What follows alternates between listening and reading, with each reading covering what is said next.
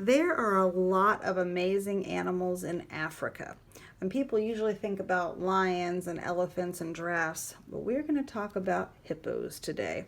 This book is called Hippos Can't Swim and Other Fun Facts by Laura Lynn de Siena and Hannah Elliott, illustrated by Pete Oswald.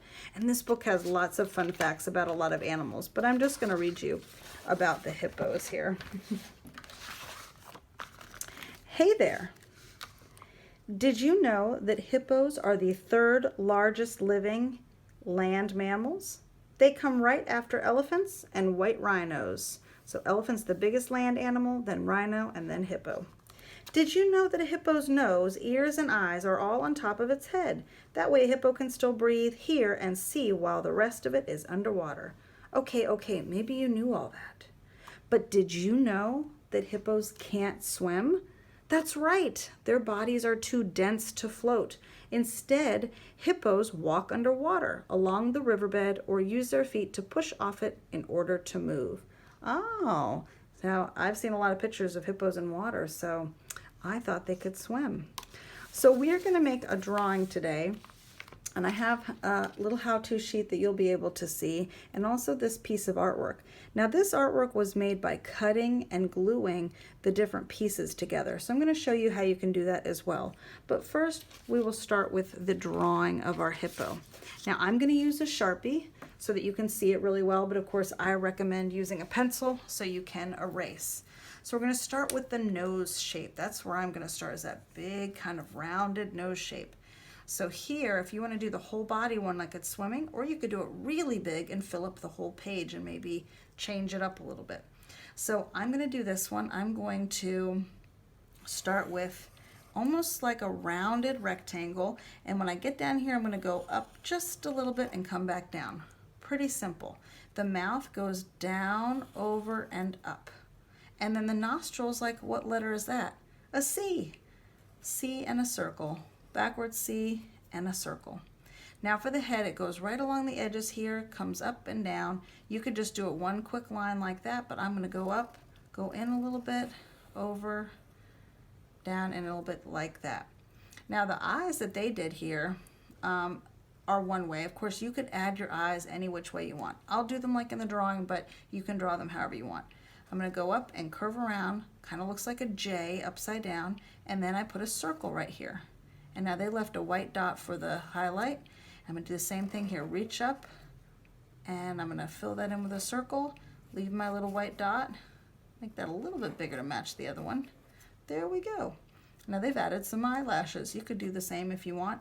And two little lines coming down here. For the ears, they're really just like a little oval at the top. And then on one side, you make a little line. Boop. And there's the beginning of my hippo.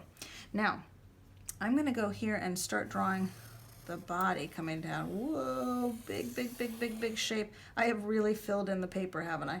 Now I'm going to have my feet. They're going to come down as little rectangles, and I'm going to do a little jumping line to add my toes.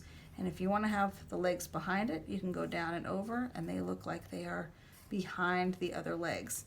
Now this is in water, so I'm going to do the same thing. I'm going to draw a little line right across here, and you could shade in the body a different shade than the top. If you're using a crayon, you could press down really hard on the top and make it bright, and then color lightly on the bottom. And they've got a bird on here. I could do some other things, make the riverbed on the bottom, because now we know we can't swim. We have to make sure there's a ground, right? So you could add some other fun stuff here. If this is in Africa, you could add the ground here. Maybe there's a crocodile laying out on the ground. Maybe you have some trees or other African animals walking by. So I could have the land right here. Maybe you have maybe a little tree, and you're going to have some monkeys around in there.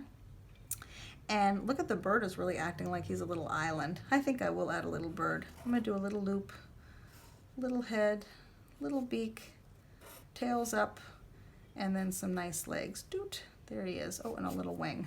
There we go. So that's one way to do it. Now another thing you could do, if you're at home, you could make a hippo collage. So I've already started by cutting out some different shapes. to come together. So I've got the pink nose. I'm kind of following those colors, but you could do it differently. And I thought, well, you know, if I do the head like this, it kind of just blends in.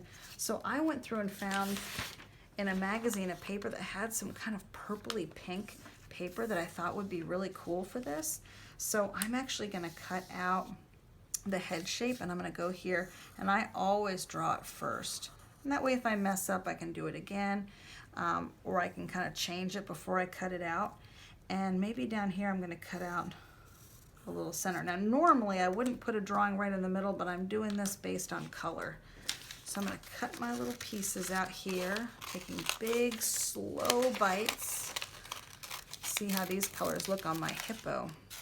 You could add all kinds of things. Now what if it's a party hippo? You could add a little party hat, and you could add a little hippo cupcake there at the bottom. Or maybe your hippo has another outfit on. You can think outside the box on this one. Whoops, there we go. So I can assemble, I've got my body, and now I've got a head shape with a different kind of purple, which I like. Oh, that looks nice. And then I've got, oh, the little nose piece here, like that. Oh, it's starting to come together. I like how the magazine paper is giving it some texture, so I'm going to use that for some other things. And you would just continue the same way. You cut out each thing as a shape, just as if you were drawing it, and then you can glue all the pieces together. I think I'll color in just some eyes so we can get an idea of what my little hippo will look like. There's his little nose. I think I'm gonna do a big smile. Mine's a happy hippo. He needs some ears. Okay, well, good luck on your hippo art.